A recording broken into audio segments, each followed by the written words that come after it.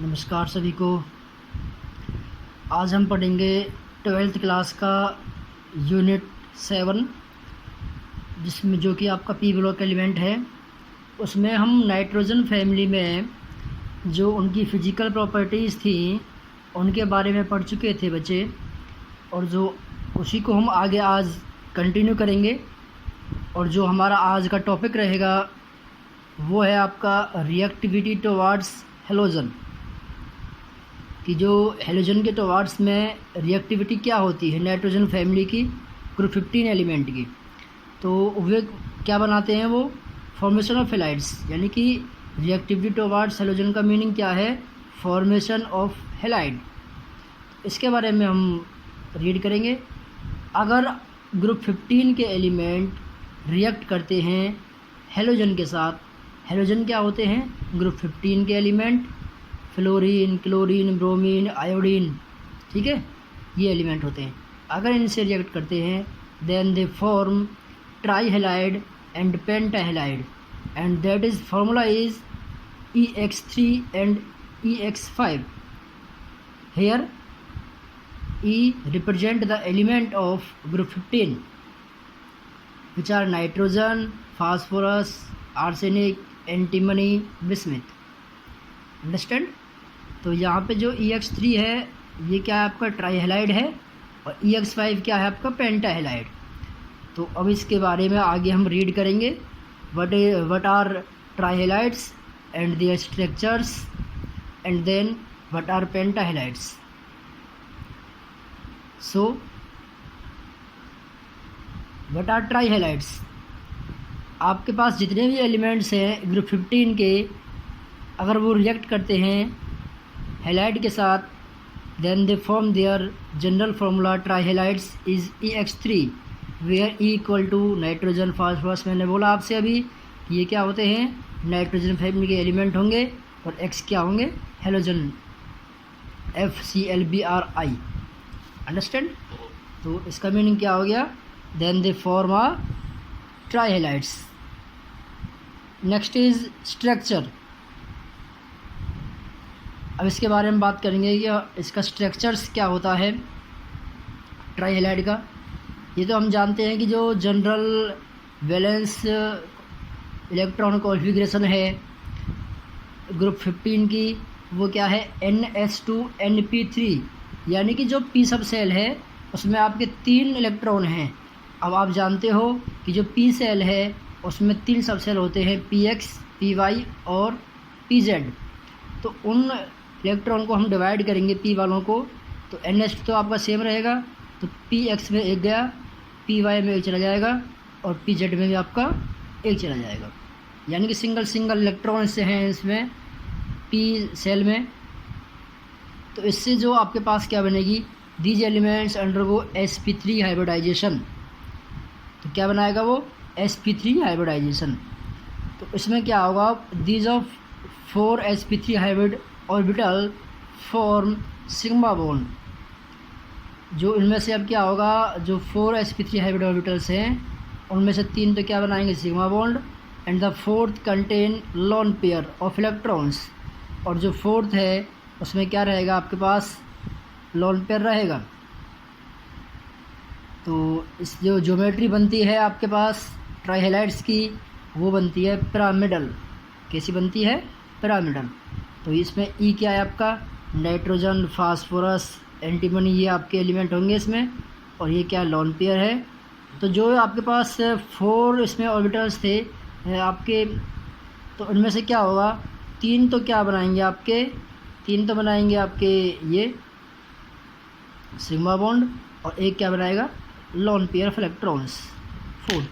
तो इससे क्या होगा, उसकी जो ज्योमेट्री है आपके पास ट्राईहेलाइड्स की, वो क्या बन जाएगी, ज्योमेट्री बन जाएगी पिरामिडल। कैसी बन जाएगी, pyramidal. Understand.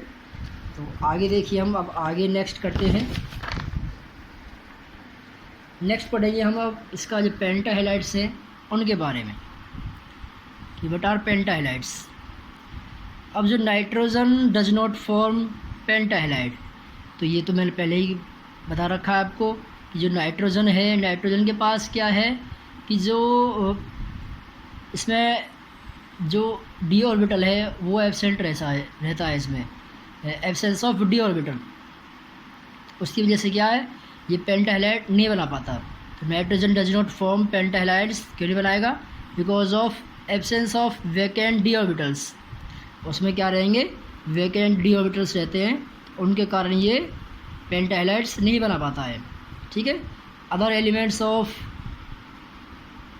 Group form pentahalides of general formula EX5। और जो इसके अलावा बाकी के जो एलिमेंट हैं जैसे कि फास्फोरस है, इट फॉर्म पेंटाहेलाइड्स PCl5 ऐसे। ठीक है। The pentahalides of group 50 elements are less stable. तो आपको पता है कि जब डाउन द ग्रुप हम मूव करते हैं, जो स्टेबिलिटी है वो क्या करती है, डिक्रीज़ करती जाती है। ठीक है। Then trihalides, because as we move down the group stability of +5, अब जो +5 बनने की जो स्टेट है वो डिक्रीज़ करती है, दैट ऑफ +3। ठीक है। इंक्रीज, +3 की इंक्रीज़ करती है और +5 की डिक्रीज़ करती है, due to inert pair of effect, इसके कारण इनर्ट पेयर इफेक्ट के कारण। इसके बाद अब जैसे ही साइज बढ़ेगा हेलोजन एटम का, increases the stability of EX5 decreases. तो वैसे ही क्या होगा, जैसे साइज बढ़ेगा, आपका देखो फ्लोरीन है, क्लोरीन है, ब्रोमीन है, आयोडीन है, जैसे ही हम डाउन द ग्रुप जाएंगे तो वहाँ पर क्या होगा, जो स्टेबिलिटी है आपकी वो घटती जाएगी। तो यानी कि EX5 की जो बनने की जो टेंडेंसी है वो आपकी घटती जाएगी ड्यू टू स्टेरिक हिंड्रेंस, क्योंकि जो E है इसके पास स्टेरिक हिंड्रेंस, भीड़ भाड़ हो जाएगी इसके आसपास। तो इससे क्या होगा, जैसे कि आपका EBr5 है और EI5 है, आर अनस्टेबल। अब ब्रोमीन का और आयोडीन का साइज़ क्या है, लार्ज है, ज़्यादा बड़ा है, तो ये क्या होंगे, आपके अनस्टेबल होंगे। तो उससे क्या होगा, इसकी स्टेबिलिटी डिक्रीज़ होगी। तो इसलिए क्या है, जो इनके बनने की टेंडेंसी है वो आपकी बहुत कम रहती है। नेक्स्ट इसके बारे में पढ़ेंगे हम स्ट्रक्चर्स। स्ट्रक्चर क्या हैं, all the pentahalides have trigonal bipyramidal geometry. तो जैसे ही आपको मैंने देखा कि जो ट्राइहेलाइड्स थे वो क्या बनाते हैं आपके, they form pyramidal geometry due to the presence of sp3 hybridisation. और जिसमें क्या था कि भाई एक तो आपका जो 3 बॉन्ड थे, ठीक है, वो क्या बनाएंगे, सिग्मा बॉन्ड, और एक क्या बनाएगा, लोन पेयर। अब इसमें क्या है कि जो EX5 है उसमें क्या होगा, जो सेंट्रल एटम है इज sp3 हाइब्रिडाइज, जो बीच वाला एटम है वो क्या होगा, sp3 हाइब्रिडाइज होगा आउट ऑफ 5 हेलोजन एटम्स। अब EX5 होगा तो जो उनमें से 5 जो हेलोजन एटम है उनमें से 3 ऑक्यूपाई इक्वेटोरियल पोजीशन। उनमें से क्या है कि 3 तो क्या बनाएंगे, इक्वेटोरियल पोजीशन, और 2 क्या बनाएंगे, एक्सियल पोजीशन। ठीक है। और जो एक्सियल बॉन्ड होंगे वो 90 डिग्री विद इक्वेटोरियल। ठीक है। Axial bonds are 90 degree with equatorial bonds, while equatorial bonds are at 120 degree to each other. यानी कि इसमें से आपको कहने का मीनिंग ये है कि जो आपके पास 5 हेलोजन एटम होंगे उनमें से क्या 3 तो क्या बनाएंगे, इक्वेटोरियल, और 2 क्या बनाएंगे, एक्सियल पोजीशन पर रहेंगे आपके। तो जो 5 जो आपके पास हेलोजन एटम थे, 2 form axial position and 3 are formed equatorial position. तो वो कैसे बनाएंगे आपका, तो आप देख सकते हो। तो ये तो क्या है आपके एक्सियल, और ये 3 क्या है, इक्वेटोरियल पोजीशन। ये तो क्या रहेंगे आपके 90 डिग्री पर, ये कितने रहेंगे आपके 120 पर। ठीक है। सो एक्सियल बॉन्ड्स एक्सपीरियंस, अब जो एक्सियल बॉन्ड हैं वो क्या करेंगे, ये वाले axial bonds experience more repulsion, इनमें क्या होगी, रिपल्सन ज़्यादा होगी देन इक्वेटोरियल, जो आपके ये बॉन्ड है इनकी अपेक्षा। ये बॉन्ड कौन सा आपका, इक्वेटोरियल, ये कौन सा है, axial. As a result axial bonds are larger, ये वाले बॉन्ड क्या होगी, ये जो बॉन्ड लेंथ है वो ज़्यादा होगी, किससे, ये वाली बॉन्ड लेंथ है उससे। ठीक है। तो वो किस कारण होगा, due to the presence of experience of more repulsion than that of equatorial bond. ठीक है। तो इस बात का आप ध्यान रखें कि जो ये 2 तो इसमें क्या बनेंगे, जो ये वाला एटम है आपका E, ये क्या होगा आपका नाइट्रोजन। नाइट्रोजन तो क्या फॉर्म नहीं करता है आपका पेंटाहेलाइड, कौन सा करता है, फास्फोरस, ठीक है, आर्सेनिक, ये करते हैं। तो जो अब फास्फोरस का सपोज करो जो भी हेलाइड होगा तो उसमें क्या होगा, जो ये एटम है ई वाला, ये क्या होगा sp3 डिहाइब्रिडाइज होगा, ठीक है। अब जो sp3 डिहाइब्रिडाइज है, इन 5 जो आपके पास हेलोजन एटम होंगे उनमें से 2 तो क्या होंगे आपके एक्सियल बॉन्ड होंगे and 3 formed equatorial bond. Axial bonds are with angle 90 degree and the equatorial bonds are with angle 120 degree. तो इस बात का आप ध्यान रखें। तो ये था आपका पेंटाहेलाइड्स के बारे में, ठीक है। तो हमने पढ़ा दिया कि रिएक्टिविटी टुवार्ड्स पढ़ी थी हेलोजन। तो आप जान गए होंगे कि जब रिएक्टिविटी होती है ग्रुप 15 एलिमेंट की टुवार्ड्स हेलोजन तो दे फॉर्म्ड ट्राइहेलाइड्स एंड पेंटाहेलाइड्स, अंडरस्टैंड, ठीक है। तो इसमें क्या होगा, जो ट्राइहेलाइड्स है उसकी ज्योमेट्री क्या होगी, पिरामिडल, और जो पेंटाहेलाइड है उसकी ज्योमेट्री क्या होगी आपके पास, क्या होगी, ये बताया था आपको मैंने, ये देखिए बाई पिरामिडल होगी, ट्राइगोनल बाई पिरामिडल ज्योमेट्री होगी इसकी। तो ये तो हो गया आपका कि भाई रिएक्टिविटी टुवार्ड्स हेलोजन। अब इसके बाद जो आपका नेक्स्ट टॉपिक आता है उसके बारे में पढ़ेंगे, क्या है रिएक्टिविटी टुवार्ड्स ऑक्सीजन, कि भाई कैसे जो रिएक्टिव करेगा, कैसे एक्टिविटी करेगा इसमें जो आपके पास ग्रुप 15 के एलिमेंट है विद ऑक्सीजन। तो सीधी सी बात है, obviously they form their oxide, क्या बनाएंगे वो, उनके ऑक्साइड बनाएंगे। अब उनके फार्मूला क्या है ऑक्साइड्स के, E2O3 एंड E2O5, ये इनके फार्मूला हैं E2O3 and E2O5। The oxides in the higher, अब जो जिनकी स्टेट ज़्यादा होगी एलिमेंट की तो वो क्या होंगे आपके पास, more acidic than that of lower. तो जिनकी OS कम होगी और जिनकी ज़्यादा होगी वो आपके क्या रहेंगे, हायर एसिडिक, जिनकी कम है उनकी, ठीक है। Their acidic character decrease down the group, यानी कि जो एसिडिक करेक्टर है डाउन द ग्रुप वो क्या होता है, डिक्रीज होता जाता है, ठीक है। तो ये क्या बनाएगा आपका ट्राईऑक्साइड, यही क्या बनाएगा पेंटाऑक्साइड, ठीक है। बाकी इनकी प्रॉपर्टीज़ वगैरह आपके सिलेबस में नहीं है। तो अब नेक्स्ट टॉपिक जो हम देखते हैं बहुत ही इम्पोर्टेंट टॉपिक है आपका, ठीक है, क्या है डाइनाइट्रोजन। डाइनाइट्रोजन तो ये क्या आपका एक कंपाउंड है नाइट्रोजन फैमिली का फर्स्ट कंपाउंड, ठीक है। तो उसका नाम क्या है, dinitrogen. It was discovered by Daniel Rutherford in 1772, ठीक है, 1772 में इसको डिस्कवर किया गया था, किसके द्वारा, डैनियल रदरफोर्ड के द्वारा।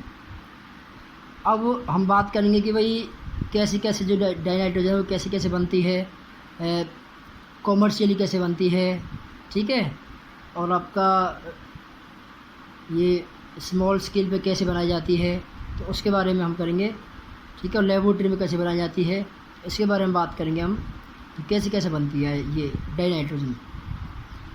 तो फर्स्ट पॉइंट क्या आपका, आइसोलेशन फ्रॉम एयर, कि हम एयर में पता आपको सारी गैसेज होती है, नाइट्रोजन भी है, ऑक्सीजन भी है और भी बहुत सारी गैसें हैं, तो वहाँ से हम कैसे करेंगे इसका आइसोलेशन। तो कॉमर्शियली क्या है, कॉमर्शियली कैसे बनता है आपका dinitrogen, N2 is prepared commercially by liquefaction and fractional distillation of air.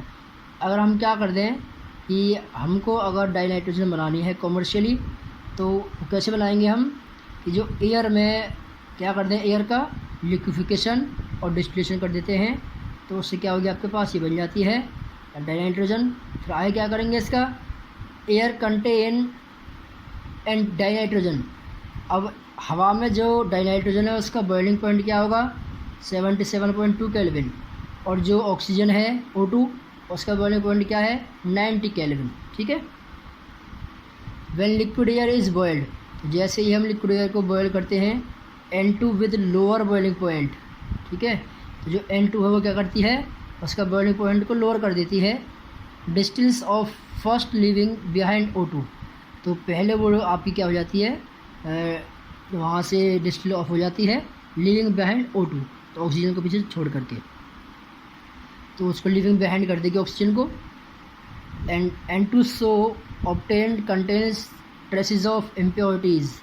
तो अब जो N2 है वो क्या करती है, बाद में इम्प्योरिटीज छोड़ देती है, ठीक है, ऑक्सीजन के साथ और नोबल गैस के साथ, लाइक आपकी ऑक्सीजन और नोबल गैसेस। तो जब डिस्टिल ऑफ होती है डाइनाइट्रोजन, तो वो क्या करेगी, अपने साथ नोबल गैसेस या जो ऑक्सीजन वगैरह है और गैसें हैं उनकी इम्प्योरिटीज़ को छोड़ देती है, ठीक है। तो ये तो आपका एक बहुत ही सिंपल सा इसका मेथड था कि how can you isolate the from air, ठीक है। And the next method is laboratory method. Laboratory में कैसे बनाते हैं इसको हम, तो लेबोरेटरी में कैसे बनाएंगे, N2 is prepared by heating equimolar aqueous solution of NaNO2। जो सोडियम नाइट्रेट है इसमें और जो अमोनियम क्लोराइड है बॉटल्स में फ्लास्क के अंदर, इसको हम हीट करते हैं राउंड बॉटम फ्लास्क के अंदर। तो किसको, एक्वा सॉल्यूशन ऑफ NaNO2 और NH4Cl। तो हमने दोनों को ले लिया फ्लास्क के अंदर, तो इसको हीट करेंगे तो क्या बनेगा, N2 plus NaCl plus water. तो सॉल्ट और वाटर आपका बाहर निकल जाएगा। तो ये कब करेंगे, एक हम राउंड बॉटम फ्लास्क लेते हैं, उसमें एक्यूमुलर अमाउंट में क्या लेंगे, अमोनियम क्लोराइड और सोडियम नाइट्रेट, ठीक है, सोडियम नाइट्राइट है ये, ठीक है, दोनों को लेंगे। तो क्या बनेगा आपके पास, dinitrogen plus NaCl plus water. इसके बाद है आपका, अगर हम थर्मल डिकम्पोजिशन करते हैं अमोनिया का, अमोनियम डाइक्रोमेट का, तो ये क्या है आपका अमोनियम डाइक्रोमेट। अगर इसका हम क्या करते हैं, थर्मल डिकम्पोजिशन मतलब इसको हीट करते हैं, तो क्या बनेगा, N2 प्लस क्रोमियम ट्राइऑक्साइड बनेगी, Cr2O3 प्लस में H2O, ठीक है। तो ये भी एक आपके पास मेथड है कि अगर आप थर्मल डिकम्पोजिशन करते हो किसका, अमोनियम डाइक्रोमेट का, तो क्या बन जाती है आपके पास, डाइनाइट्रोजन फॉर्म हो जाती है। तो ये था इसके कुछ मेथड्स, ये थे आपका कॉमर्शियल मेथड। और ये कौन सा है, लेबोरेटरी मेथड, ठीक है। लेबोरेटरी में तो क्या आपकी स्मॉल अमाउंट में बनती है, और कॉमर्शियल कैसे बनती है, लार्ज स्केल पर बनती है, ठीक है। तो इसके बाद देखें,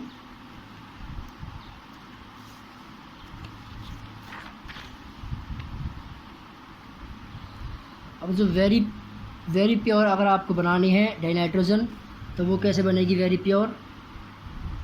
जो एजाइड है, एजाइड क्या है, NaN3 आपके पास क्या एजाइड है। अगर उसको हम 573 केल्विन पर हीट करते हैं एजाइड को, तो क्या बनेगा आपके पास, सोडियम और डाइनाइट्रोजन बन जाते हैं। तो ये क्या है, सोडियम एजाइड का, एजाइड से हम प्योर डाइनाइट्रोजन हम प्रिपेयर कर सकते हैं। तो ये भी आपके पास तरीका है।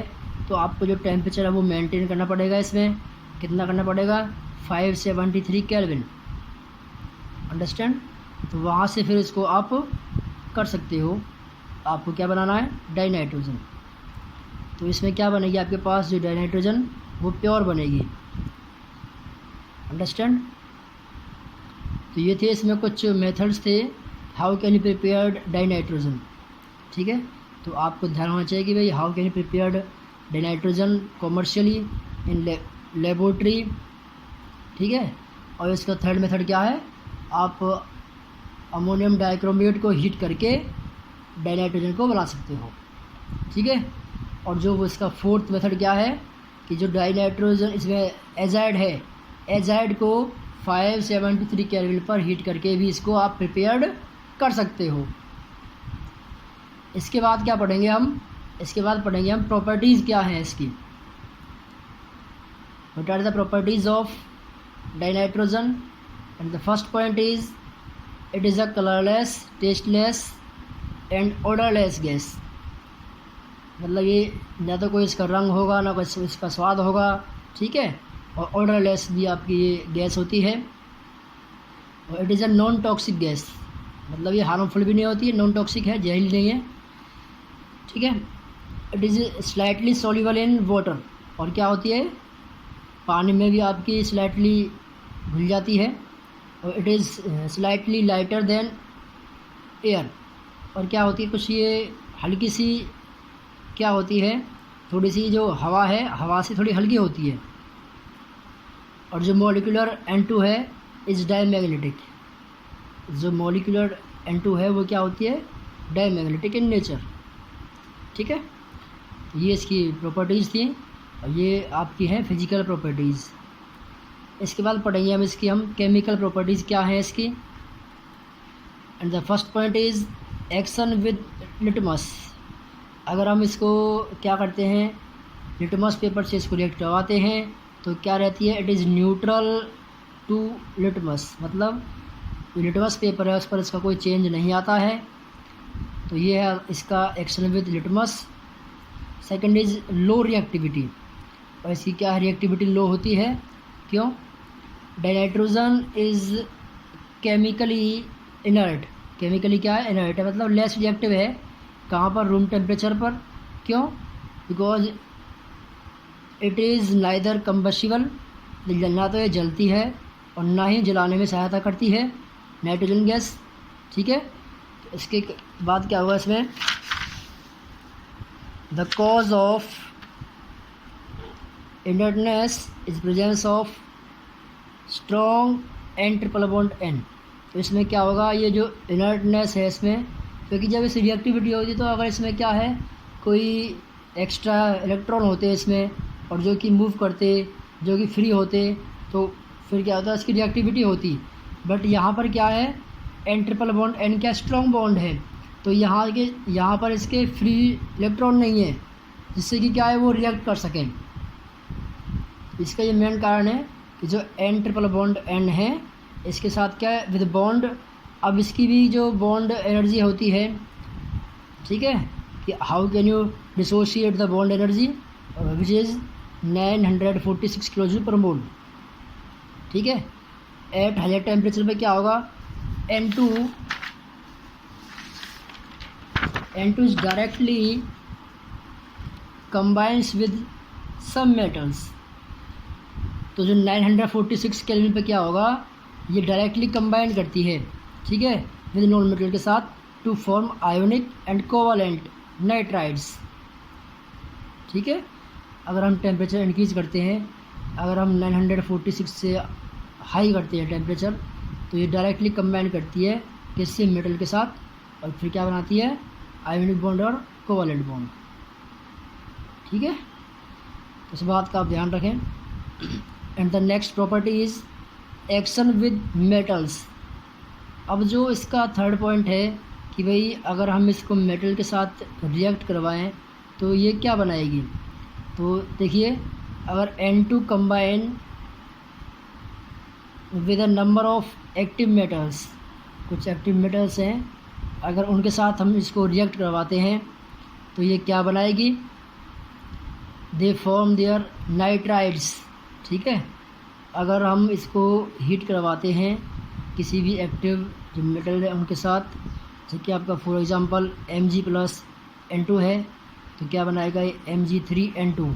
इसमें 3 नंबर ऑफ मोल्स होंगे Mg के, ऐसे 3 मोल्स किसके होंगे, कैल्शियम के, प्लस N2, फिर क्या बनाएगा ये Ca3N2, यानी कैल्शियम नाइट्राइड बनाएगा आपके पास। ये सारी क्या है, केमिकल प्रॉपर्टीज़ हैं डाइनाइट्रोजन की। ठीक है, नेक्स्ट आपका ये तो हो गया आपका एक्शन विद मेटल्स। नेक्स्ट आपका है एक्शन विद नॉन मेटल्स। अगर भाई डाइऑक्सीजन O2 क्या आपका नॉन मेटल है, अगर इससे रिएक्ट करेगी तो वो उसमें क्या है, आपको जो टेम्परेचर वो वेरी हाई होना चाहिए। ठीक है, जैसे कि आपका N2+O2 है, तो तभी क्या बनाएगा आपका है नाइट्रिक ऑक्साइड NO। ठीक है, ऐसे विद हाइड्रोजन तो N2+H2, तो इसमें क्या है, रिएक्शन में आपके पास Fe क्या आयरन कैटलिस्ट है, इसमें 700 केल्विन टेम्परेचर है और 200 एटमॉस्फेरिक क्या है इसका प्रेशर है, तो क्या बनाएगी अमोनिया। तो N2+H2 आपका H2 है, तो इसमें क्या बनाएगी NH3 अमोनिया। तो इसके बाद बच्चे अब इसमें क्या है कि आगे भी आपकी कुछ इसकी रिएक्शंस आएंगी। इसमें अब कंपाउंड बनाता है अलग अलग, ये पहले क्या बनाया N2, फिर क्या बनाएगी अमोनिया, नाइट्रिक एसिड, सारे क्या है कंपाउंड है इनके। ठीक है, रिस्पेक्टिव एलिमेंट नाइट्रोजन के। ऐसे ही फास्फोरस के होंगे, फास्फोरस के फॉस्फिन है, फॉस्फोरिक एसिड है, तो वो उनके बारे में बारी बारी से रीड करेंगे, ठीक है। और अब इसमें क्या है, आपका लास्ट टॉपिक है आज के लिए कि इसके यूज़ क्या है, जो डाइनाइट्रोजन है उसका यूज़ क्या है, ठीक है। It is used in manufacture of ammonia, HNO3 etcetera. तो इसका यूज़ कहाँ पे करते हैं हम, NH3 और यानी अमोनिया और नाइट्रिक एसिड को बनाने में। तो आप जो इसकी बाकी की बेसिक जो थ्योरीज़ हैं, फिजिकल प्रॉपर्टीज़ हैं, वो आप पहले ही पढ़ चुके हो। ये सारी क्या है, इसकी केमिकल आपने पढ़ी प्रॉपर्टीज़, और इसके यूज़ क्या है वो पढ़ रहे हो आप। यूज़ क्या है इसका, second use, it is use to produce inert atmosphere in metallurgical operations. इसका यूज़ कहाँ पे करते हैं हम, जो मेटलर्जिकल ऑपरेशंस हैं in iron and steel industry में इसका यूज़ करते हैं हम, ठीक है। तो next, liquid N2 is used as refrigerant. कैसे काम आती है, like as a refrigerant to preserve biological specimen. और जो लिक्विड जो नाइट्रोजन है उसका यूज़ इसमें क्या करते हैं, इसका यूज़ क्या है, जो बायोलॉजिकल स्पेसिमेन है आपका, उनको प्रिजर्व करने के लिए, उनको स्टोर करने के लिए इसका यूज़ करते हैं हम, ठीक है, डाइनाइट्रोजन का। तो ये थे इसके यूजेस। बाकी इसका हम जो आगे का पोर्शन है, नेक्स्ट कंपाउंड इज़ अमोनिया, उसके बारे में रीड करेंगे। तो अगर आपको कोई बात समझ नहीं आती तो आप कमेंट करके आप पूछ सकते हो, ठीक है। आज के लिए बस इतना ही। Thank you for watching the video.